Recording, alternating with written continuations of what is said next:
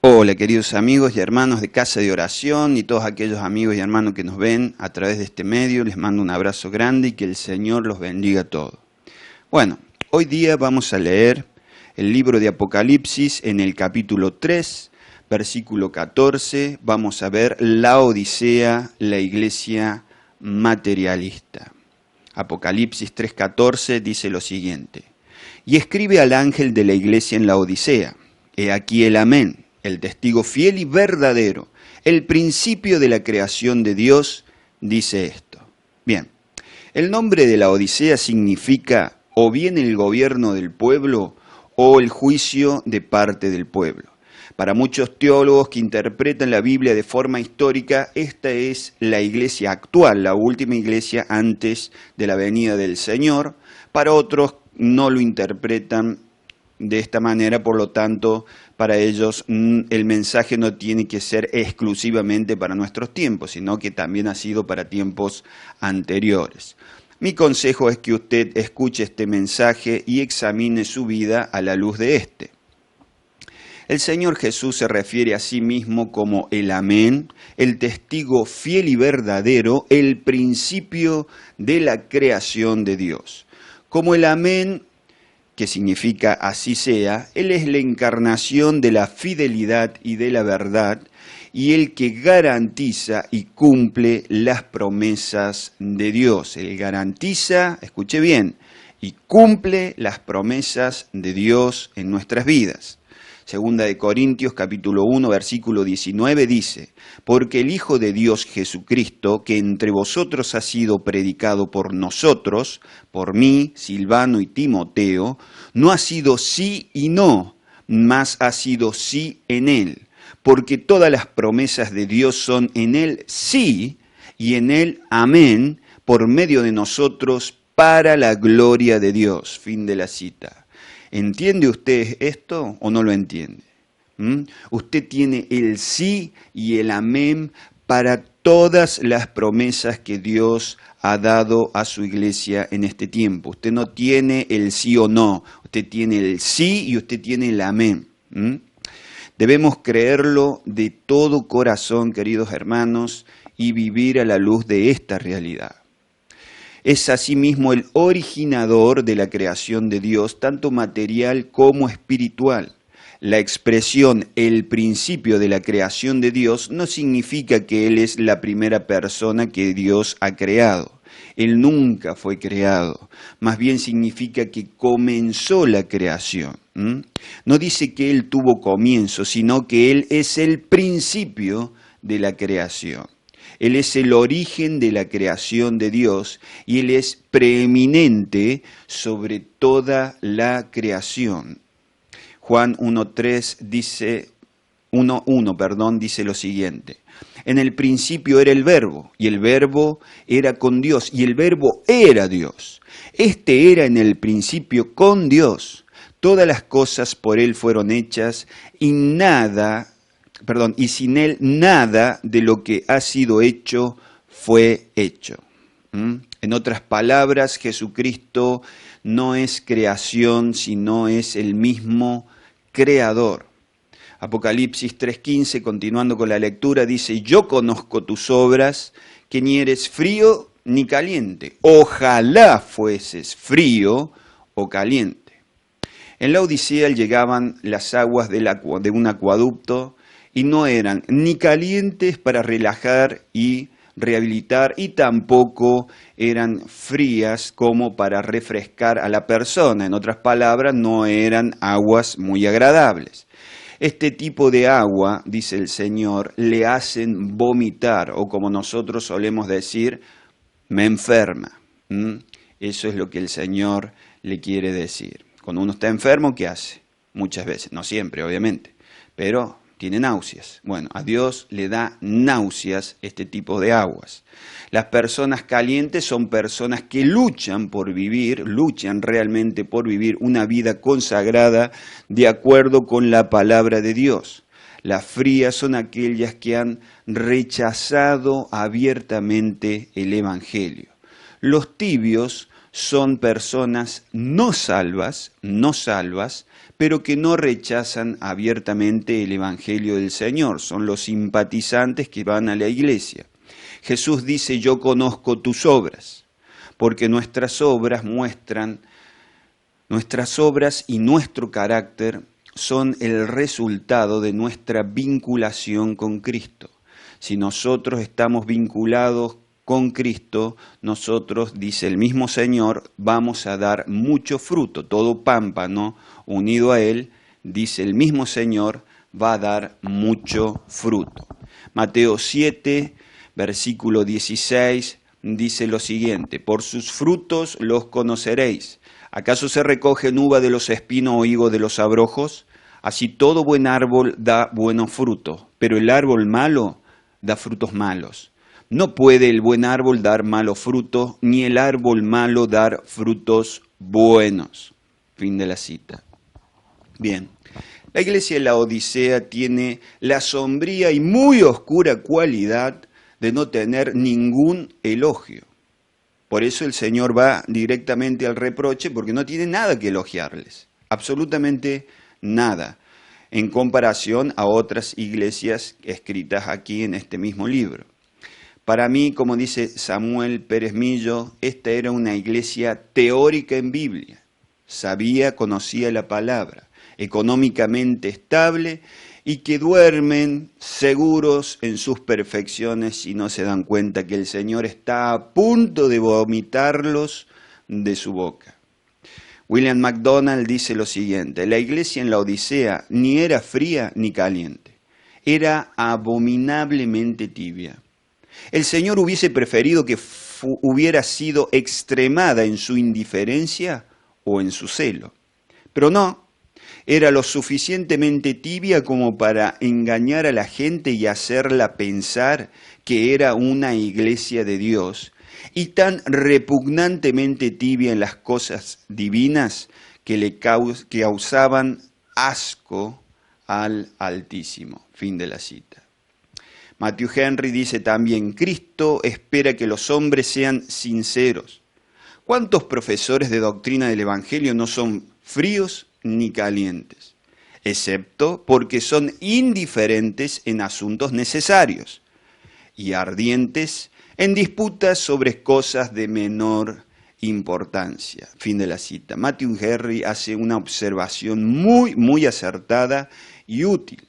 Dice que los tibios no son ardientes ni hacen énfasis en temas que son centrales en la Biblia, en temas que son de suprema importancia. En esto ellos no son ardientes, en el arrepentimiento, en la fe en Jesucristo para salvación, en el amor cristiano, en la santidad, en el nuevo nacimiento, en la llenura del Espíritu Santo. Ellos no hacen énfasis en esto, no son ardientes, pero sí en temas que no son centrales, como temas que son de doctrina general o de menor importancia y no son centrales, cosas que son temporales como la salud, el dinero, el éxito, que la salud, el dinero y el éxito tienen su importancia y su lugar dentro de la Biblia, pero no son centrales. No hace falta ser un superdotado para darse cuenta cuando uno lee la Biblia que no son temas centrales.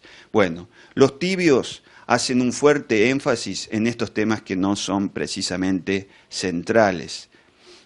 Hoy en día hay un énfasis desmedido e insano en lo que es el evangelio de la prosperidad o la prosperidad y el éxito dentro de las iglesias. En algunas iglesias de hoy, ser pobre por cualquier razón, ya es un pecado o estás en pecado. No se dice muchas veces de esa forma, pero se trata a la persona como tal, ¿no? Como si fuera un pecador o una persona con un tipo de lepra espiritual. Estas iglesias no tienen, obviamente, las mismas prioridades que Dios. 1 Timoteo 6 dice que el Evangelio de Jesucristo es conforme a la piedad, es decir, que la centralidad es la piedad, la consagración, la santidad, el amor cristiano. Esas cosas son centrales en el Evangelio de Jesucristo. Apocalipsis 3:17 dice, porque tú dices, yo soy rico y me he enriquecido y de ninguna cosa tengo necesidad, y no sabe que tú eres un desventurado, miserable, pobre, ciego y desnudo. Jesús le habla de esta forma para dejarle bien claro su condición espiritual, no se queda corto. Además, esta iglesia, de ser tibia, tenía estas cualidades de ser orgullosa, ignorante de su condición espiritual, autosuficiente y autocomplaciente. La Odisea era una iglesia que no carecía para nada de recursos materiales, sino que estaba económicamente bien. Esta riqueza le trajo a ellos una falsa sensación de seguridad. Así opinan, yo lo creo y opinan también así la mayoría de las personas que yo he leído, de los comentarios bíblicos y de los teólogos que he escuchado, piensan de esta forma. Yo estoy totalmente de acuerdo. A causa de su riqueza tenían una falsa sensación de seguridad. Ellos, como en los tiempos de Amós, creían que su éxito económico reflejaba su relación con Dios, pero no tenían nada que ver, nada que ver. Dios no tenía nada que ver en su éxito económico, directamente hablando, si lo permitía, obviamente, si no, no lo hubieran tenido, pero no era una bendición a causa de su compromiso espiritual con Él. Y el Señor le dice a la mayoría de los miembros de la iglesia que son unos desventurados, miserables, pobres, ciegos y desnudos. El comentario bíblico siglo XXI dice lo siguiente: a pesar de su riqueza es desgraciada y miserable. A pesar de sus médicos y medicamentos para los ojos es ciega. Y a pesar de su abundancia de ropas está desnuda. Esta es la condición de la iglesia de la Odisea. Siguiendo con Apocalipsis, versículo 18, dice, por tanto yo te aconsejo que de mí compres oro refinado en fuego, para que seas rico, y vestiduras blancas para vestirte, y que no se descubra la vergüenza de tu desnudez. Y unge tus ojos con colirio para que veas. Cristo podría haberlos destruido, hubiera sido justo. Pero en cambio Él les da consejo para salir de esa condición, porque los ama. Había 3 características que hacían famosa a la Odisea. La primera era su riqueza, la segunda su producción de lana y la tercera su producción de colirio. Jesús les ofrece riqueza, vestidura y vista espiritual. Oro refinado en fuego, dice, para que sean ricos. Vestiduras blancas para vestirse y que no se descubra la vergüenza de su desnudez. Y por último, colirio para que vean. A la gente el Señor le aconseja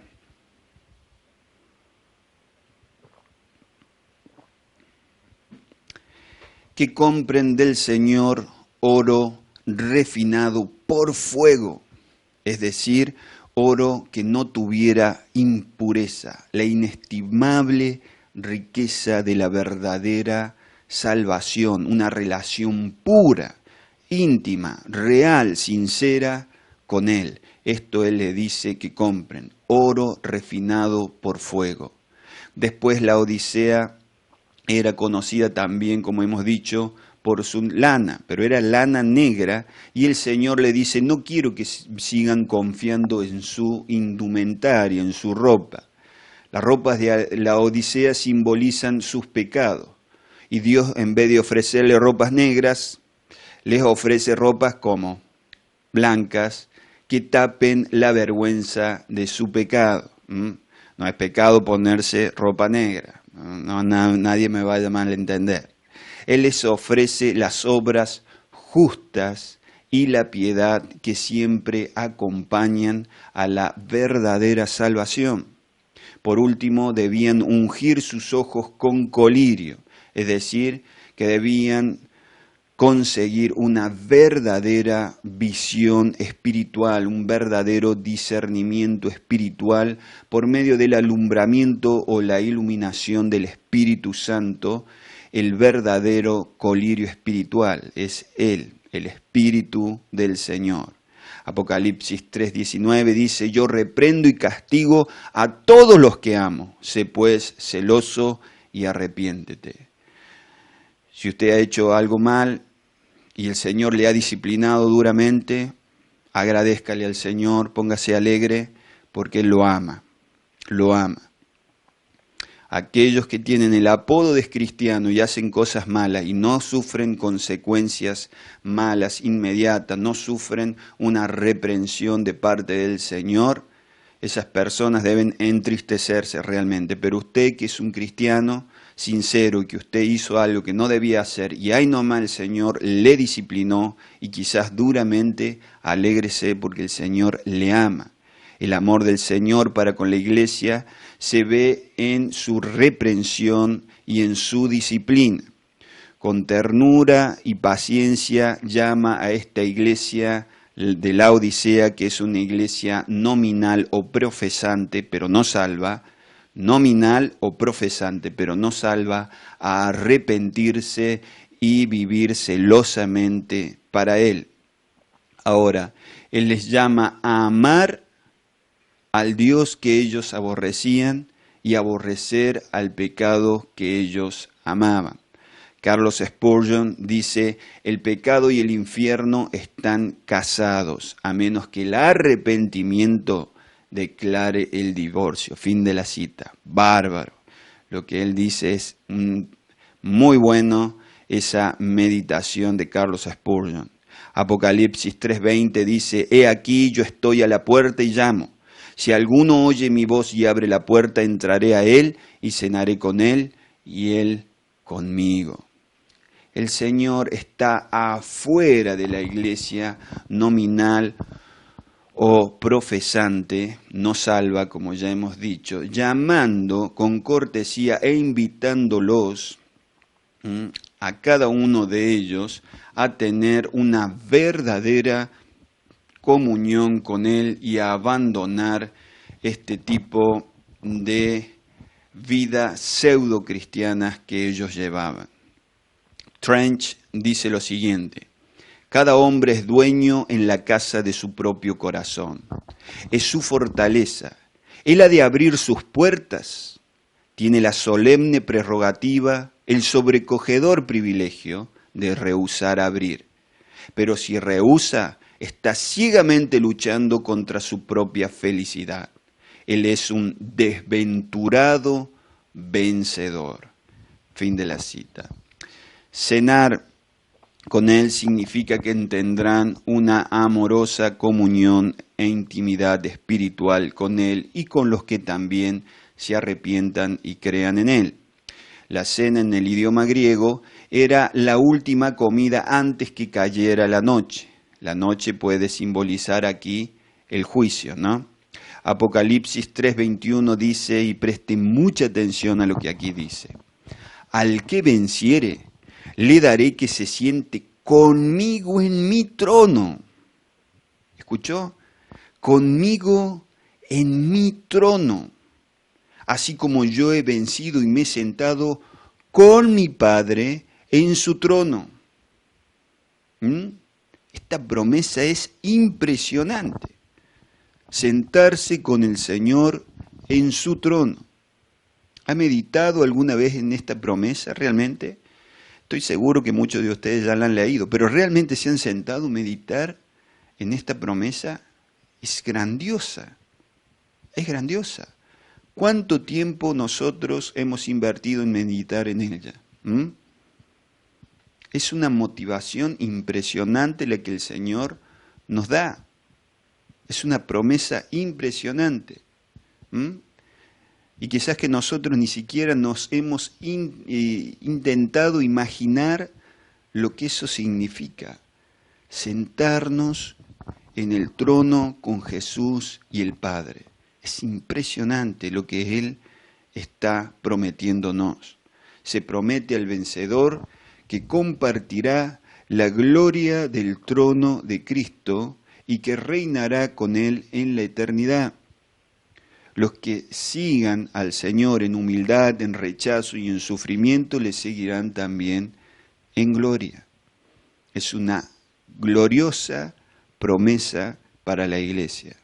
Apocalipsis 3:22 dice: el que tiene oído, oiga lo que el Espíritu dice a las iglesias. Por última vez, le aconseja de forma solemne a toda la iglesia a que preste atención a lo que el Espíritu está diciendo. Y escucha, hermano, lo que la palabra de Dios dice. Toda la palabra de Dios es inspirada por el Espíritu de Dios y no hay nada que deba contradecirla, absolutamente nada dentro de su iglesia. Debemos someternos a su palabra.